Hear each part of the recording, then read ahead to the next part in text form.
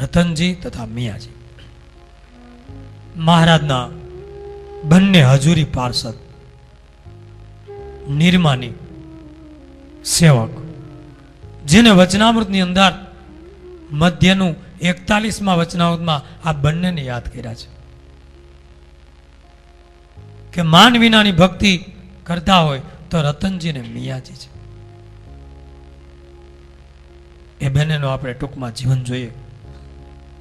એક વખત ગઢપુરમાં મહારાજ નિમતરુ નીચે સભા કરીને બેઠા છે.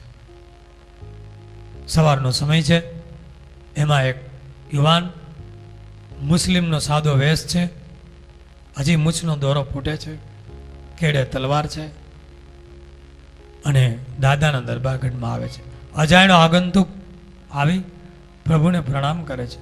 મહારાજ કે આવો, શું નામ તમારું? તો કે મારું નામ મિયાજી. મિયાજી, આવો. ક્યાંથી આવો છો? તો કે સાવરકુંડલાથી આવું છું પ્રભુ. શું કામે આવ્યા છો? કે મેં એવું સાંભળ્યું છે કે દાદા ખાચેને કોઈ કામ કરનાર માણસની જરૂર છે, એટલે હું કંઈક કામકાજે આવ્યો છું.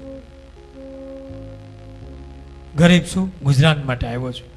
મહારાજ કે તમારે નોકરીએ રહેવું છે? હા મહારાજ, નોકરીએ રહેવું છે. મહારાજ કે શું પગાર લેશો? પ્રભુ જે આપો એ. કાંઈ નહીં બોલું, જે આપો એ, પણ આપના ચરણમાં રાખો કે તમને શું કામ આવડે છે? તો કે ઘોડાની ચાકરી, ઘોડાને માવજત, એને ચાલ શીખવાડવી, ઘોડસારની, બીજી તમે જે કહેશો એ, છાડ વાસીદાથી માંડી વાળવું ચોળવું, નીચામ નીચી ઠેલ ચાકરી કરીશ, પણ મને રાખો. મહારાજે એની વાણી, વિનય, વિવેક, તત્પરતા જોઈ અને મહારાજ એને રાખી લીધા છે દાદા ખાચરના ઘોડસારમાં સેવા માટે અને નોકરીએ. એ મિયાજી બહુ પૂર્વના મુમુક્ષુ, એટલે જ ખેંચા નહીં આવેલા. અને ધીમે ધીમે સંતોનો યોગ થયો, મહારાજનો યોગ થયો, અંતની મુમુક્ષુતા જાગી ઉઠી.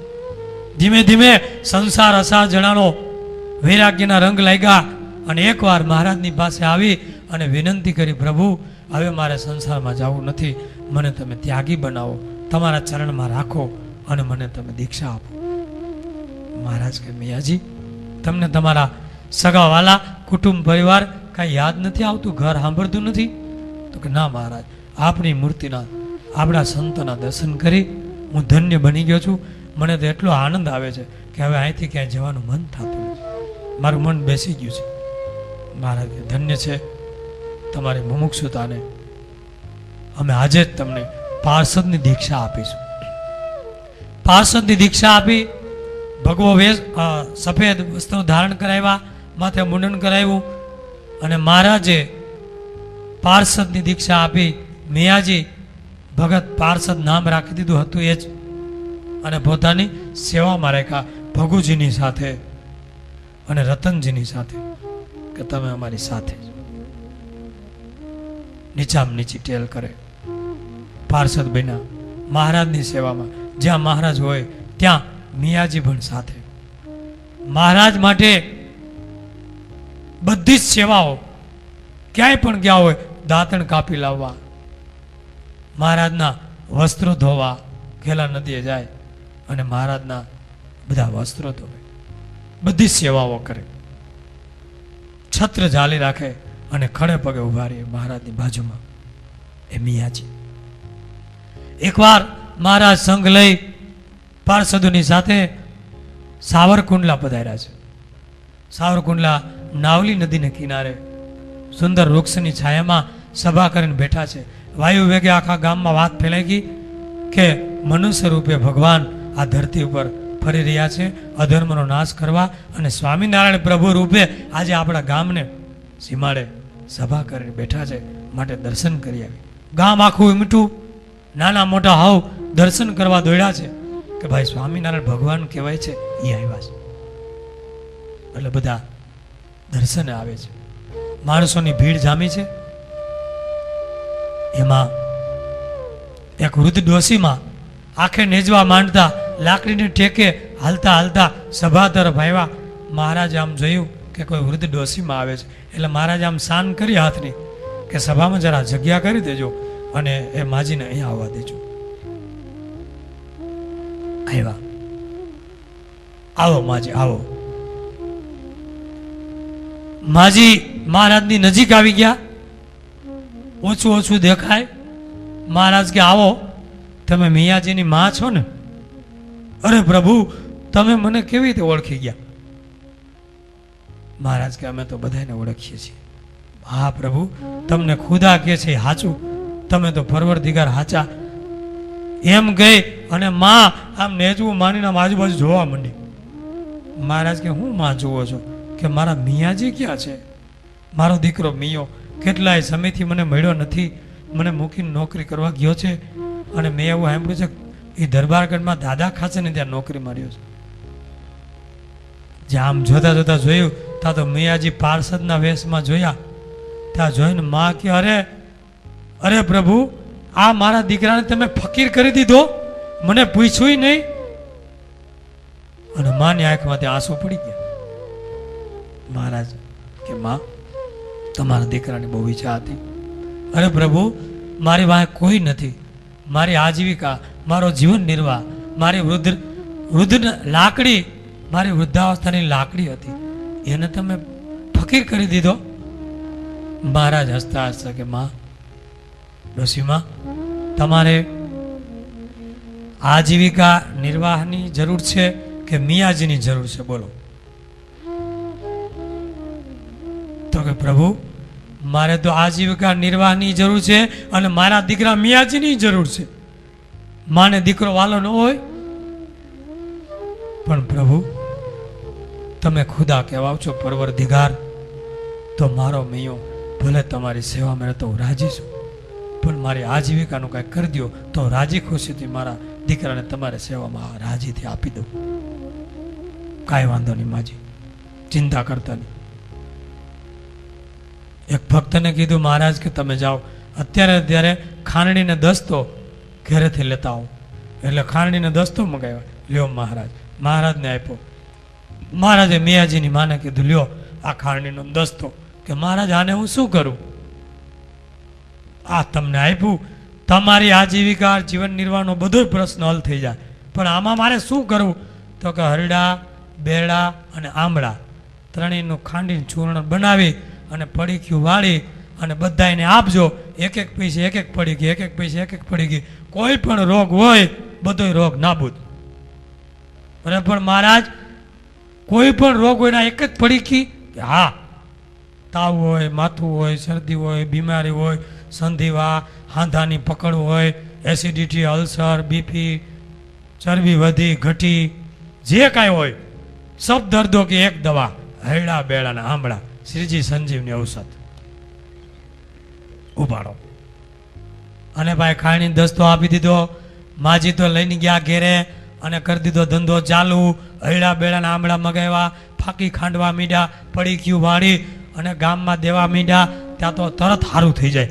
ગમે એવા રોગ, અસાધ્ય રોગ, જૂના રોગ, પડીકી માજીની બેદી લે ત્યાં તો નરવા કોઠા જેવા થઈ જાય. અને ચારે બાજુ વાત ફેલાઈ ગઈ. એલા માજી તો હું વૈધું જાણે, આની પાસે ભલભલા વેદ પાણી ભરે, લાઈનું લાગે દર્દીઓની. પછી તો માજીએ મોટું મકાન લીધું અને 2-4 બાયું તો ખાંડવા રાખી, બાજુમાં કર્મચારી ગણ અને એવો ધંધો હાલે. પડી ગયું વાળે, કોથળીમાં પેક કરે, વળી બધાને મહિના દેવા અને લાઈનું લાગે. અને માજીને પૈસાની ધોમ આવક થઈ ગઈ, મોટી હવેલી કરી લીધી, ધોમ સાહેબી થઈ ગઈ. માજી તો પ્રસિદ્ધ થઈ ગયા. જેને આવે ને કાંઈ પૂછવાનું નહીં, હું બીમારી, બોલા કે મને પેટમાં, કાંઈ બોલવાનું નહીં, આ પડીકી ખાઈ જવાની. બોલો કે મારો પગ મળાઈ ગયો છે, આ પડીકી સવાર બપોર હાથ લાવો પૈસા. જે હોય. એક જણો કે માજી મારો બળદ ખોવાઈ ગયો, હાલ આ પડીકી ખાઈ જાય. અરે પણ મારો બળદ ખોવાઈ ગયો, પડીકી ખાઈ જાય છે. જય સ્વામિનારાયણ. મહારાજનો મહિમા કે અને મિયાજીને યાદ કરતા જાય. એટલે ઓલો ને એમ થયું ડોહી કે છે ખાવ. પડીકી ખાધી નાવાનું થયું ભાઈ જાડે. એ ગામને સીમાડે ગયો, ત્યાંથી બળદ આટા મારતો મળી ગયો. બોલો કે માજી તમારી દવા ચમત્કારી, શ્રીજી સંજીવની. વાહ ભાઈ વાહ. કોઈ પણ સબ દર્દો કે એક દવા, બળદ મળી ગયું. માજીને તો જાહો જલાલી થઈ ગયો. બીજી વાર મહારાજ પધાર્યા, સભા સજીને બેઠા છે, ત્યાં બધા આવ્યા, માજી પણ આવ્યા આ વખતે તો લાકડી નહીં, આંખમાં તેજ આવી ગયું. રૂપિયા આવે એટલે બધું હરખું થઈ જાય. પછી ભગવાનની દયા, રૂપિયા વગર ટેકા દેવા પડે. અને આવ્યા માજી તો હરખભેર, હો મિયાજી હતા એ મહારાજ સાથે. એટલે મહારાજ કે માજી કેમ છે? અરે મહારાજ લીલા લેર છે, આપની દયા થઈ ગઈ હો. મહારાજ કે હું બધું હરખું હાલે છે ને? અરે મહારાજ 2-3 બાયું તો ખાંડવા રાખી પુગાતી નથી. હું હાલે છે સીજી સંજીવની ઉપડી છે કાંઈ?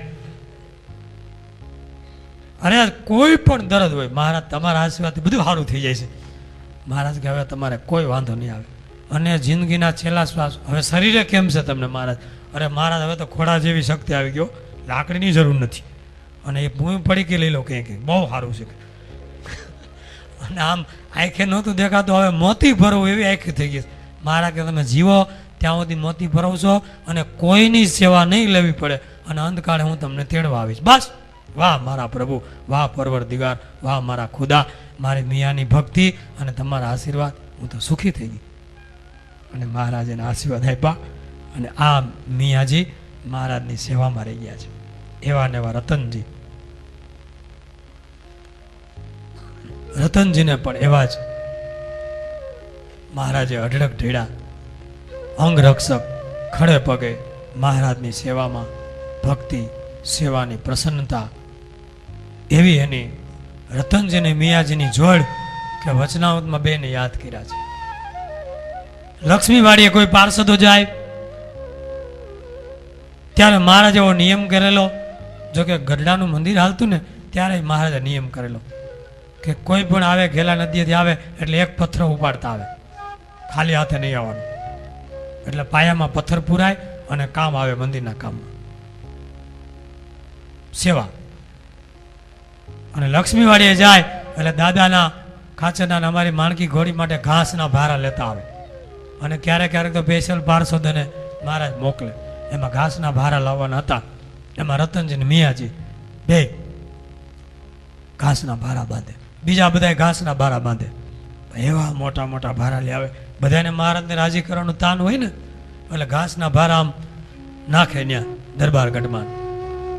આમે ઘોડસાર દેખાતી હોય એટલે મહારાજ આમ જોવા પધારે. હાથમાં છડી હોય, આ કોનો ઘાસનો ભારો છે? તો આ ફલાણાનો. ફલાણાનો. મહારાજ કે બહુ જાજુ ઘાસ લેવા છો. અને રતનજીને મિયાજીના ભારા એના કરતાં પ્રમાણમાં નાના, એટલે મહારાજ આમ ઉપાડીને જોવે. પણ એટલું ઠસો ઠસ ઘાસ ભર્યું હોય વજનદાર કે ખોલે ને તો એના કરતાં ડબલ થાય. મહારાજ કે આ કોનું ઘાસ છે? તો કે રતનજીને મિયાજીનું. મહારાજ ઓલું ઉપાડે, ઓલું હળવું ફૂલ પોચું પોચું જાજુ દેખાય, મહારાજની નજરમાં ચડે અને મહારાજ વખાણ કરે. એને માટે ભારાની બાંધણી. અને ઓલા કેમ વધુ ઘાસ? મહારાજ કે જુઓ. અને એ સમયે વચનામૃતમાં ઉલ્લેખ કર્યો. શું ઉલ્લેખ કર્યો? કે મધ્યનું 41 કે જીવને જેવો માનમાંથી સ્વાદ આવે છે તેવો કોઈ પદાર્થમાંથી સ્વાદ આવતો નથી. અને જીવનો તેવો સ્વભાવ છે જેમાં પોતાને માન જડે તે જ કરવું સારું લાગે, પણ તે વિના તો એકલી ભગવાનની ભક્તિ કરવી પણ સારી લાગતી નથી.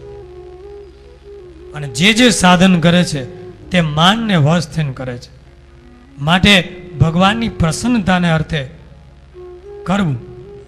અને માન વિના તો કેવળ ભગવાનની પ્રસન્નતાને અર્થે રતનજી અને મિયાજી જેવા કોઈક જ ભક્તિ કરતા હશે, પણ સર્વથી તો માનનો સ્વાદ મૂકી શકાતો નથી. માટે માનને મૂકી અને જે ભક્તિ કરે તે સર્વમાં મોટેરો જાણવું. આ મધ્યનું 41મું વચનામું. એટલે મહારાજે વાત કરી, જુઓ આ તમારા બધાનું ઘાસ અને આનું ઘાસ ઉપાડો અને જોખો, આનો ભારો કેવડો છે ને તમારા કેવડા છે. તમને એમ કે મહારાજ દેખે એટલે રાજી થઈને વખાણ કરે, પણ અમે તો અંતર્યામી છીએ, બધું જ જાણીએ છીએ. આવા રતનજીને મિયાજીને વચનામૃતમાં યાદ કર્યા છે, એટલે આપણે એનું આખ્યાન લીધું. અને બંને એવા કે મહારાજે ન્યાલ કરી દીધા. અને આવા આવા ભક્તોને જેમ મિયાજીની માને એવા તો કેટલાને ન્યાલ કર્યા. યોગક્ષેમ વહામ્યહમ એનું કીર્તન છે, એની 2 કડી સાંભળી લઈએ. મુક્તાનંદ સ્વામીનું પદ છે, સહજાનંદ સિંધુ રે. સહજાનંદ સિંધુ રે આજ મારે